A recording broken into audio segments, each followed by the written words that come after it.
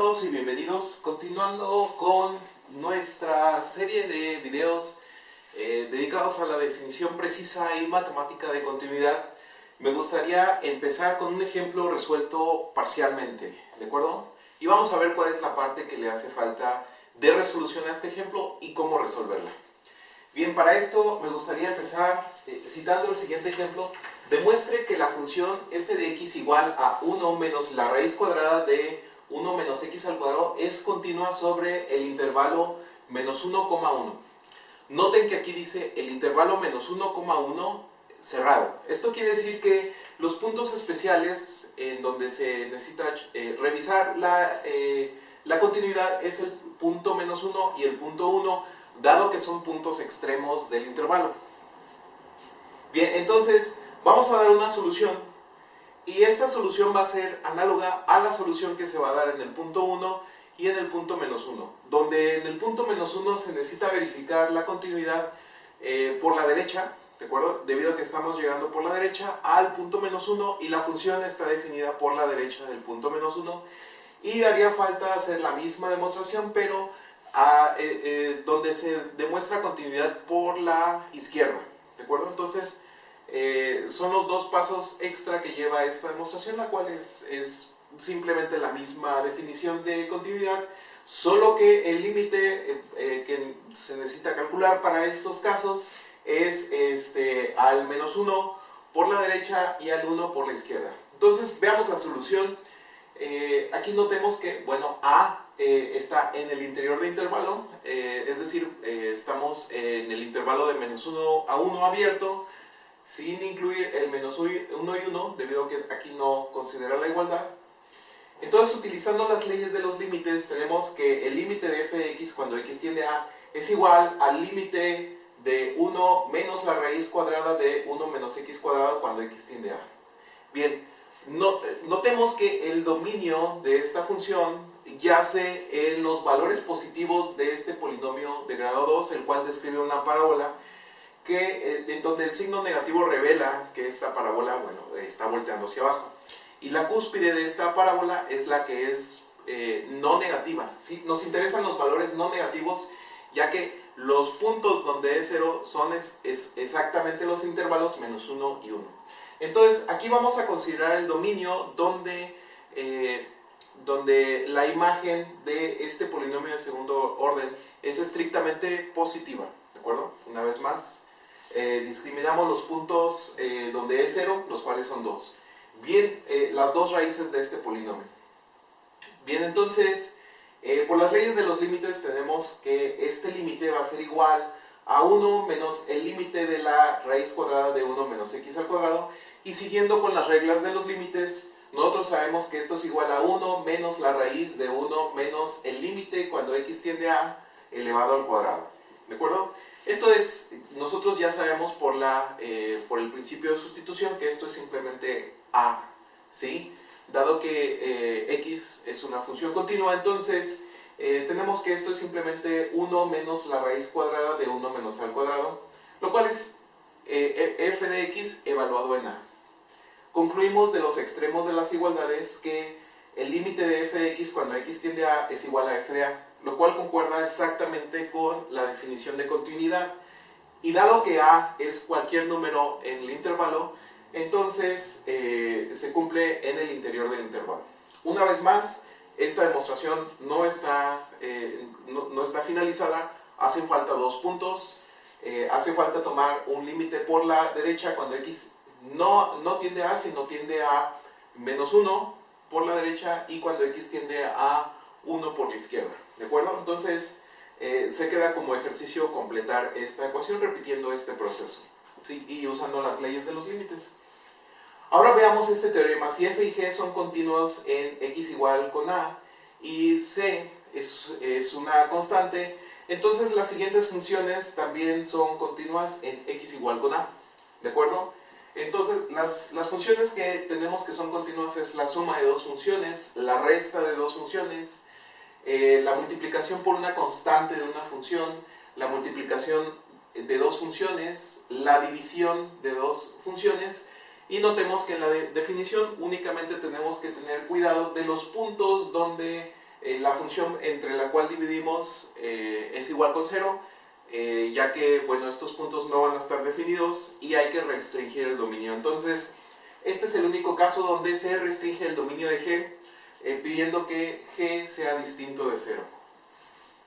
Bien, para la demostración, todas estas propiedades se demuestran de la misma manera. Entonces mostremos la demostración para la suma de funciones y queda como ejercicio el resto de las demostraciones, las cuales siguen un proceso análogo.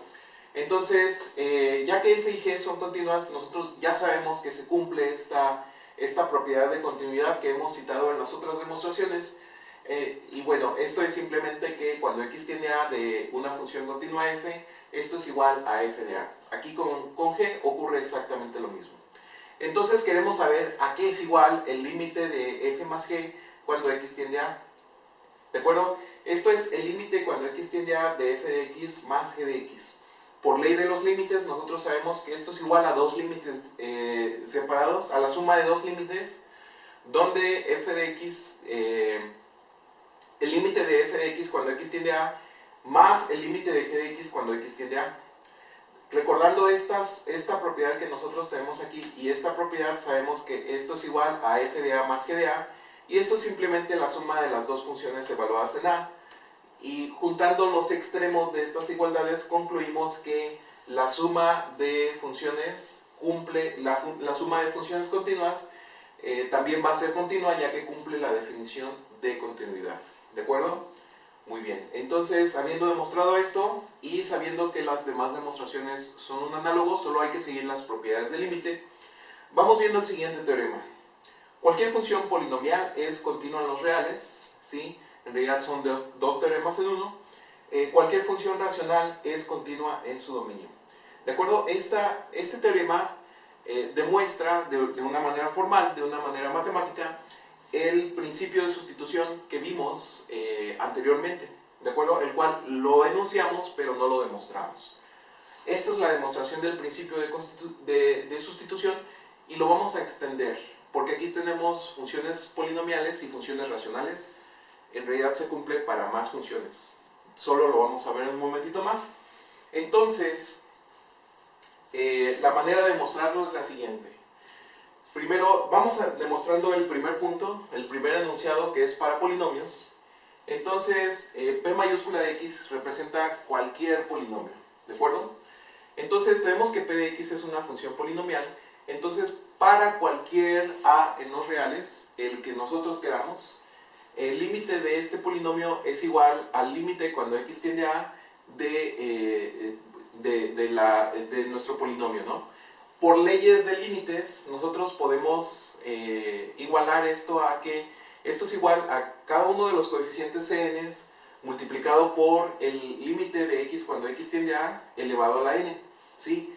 Esto fue nada más aplicar, pasamos de aquí a aquí, aplicando las propiedades de límites que nosotros ya hemos enunciado anteriormente, y nosotros ya sabemos cuánto vale este límite. Este límite vale a, este límite vale a, y este límite vale a. Entonces toda la secuencia de límites valen a. Entonces concluimos que todo esto es igual a Cn por a la n más Cn menos 1 por a la n menos 1, así sucesivamente, hasta C1 por A más C0. Aquí usamos una propiedad ligeramente distinta, que es la propiedad de los límites de las constantes. C0 es una constante. Y esto es igual al límite evaluado en A. Una vez más, revisando ambos extremos de la cadena de igualdades, tenemos que el polinomio cumple con la condición de continuidad, que es esta, ¿de acuerdo? Entonces, esto termina la demostración para los polinomios. Ahora nos interesa las funciones racionales. Bien, en las funciones racionales recordemos que es la división de dos polinomios, y los polinomios suelen tener raíces. En particular, los polinomios de grado impar siempre tienen una raíz real. Los polinomios de grado par puede ser que todas sus raíces sean raíces complejas, ¿de acuerdo? Entonces, vamos a restringir el dominio del polinomio por el cual estamos dividiendo, ¿sí? El dominio de hecho de toda función racional es el siguiente. Son todos los reales, ¿sí? X que pertenece a los reales, tal que este real no es una raíz del polinomio por el cual estamos dividiendo. Es decir, las raíces reales del polinomio Q no pertenecen al dominio de cualquier función racional. Bien, entonces tomamos A, que pertenece al dominio. Nosotros ya sabemos que Q de A no es 0, estamos en terreno seguro. Ahora, definiendo f como nuestra función racional, tenemos que el límite cuando x tiende a de f de x es igual al límite cuando x tiende a de nuestro polinomio p entre nuestro polinomio q. Por leyes de los límites, nosotros sabemos que esto es la división de dos límites cuando x tiende a, y usando la propiedad que justo acabamos de demostrar, sabemos que esto, dado que los polinomios son continuos, y usando exactamente esta cualidad, bueno, sustituimos el límite por p de a y este otro límite por q de a. Y esto es exactamente f de a. Concluimos, siguiendo la cadena de igualdades, que las funciones racionales cumplen la condición de continuidad para todos los x que están dentro del dominio, ¿de acuerdo? Fuera del dominio no lo van a cumplir, y aquí vamos a ver un contraejemplo, ¿sí? En donde nos salimos del dominio y simplemente no lo cumple.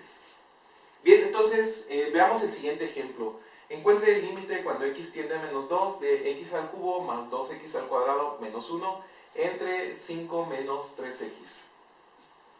El dominio de esta función racional consiste en todos los valores que no son raíces de 5 menos 3x.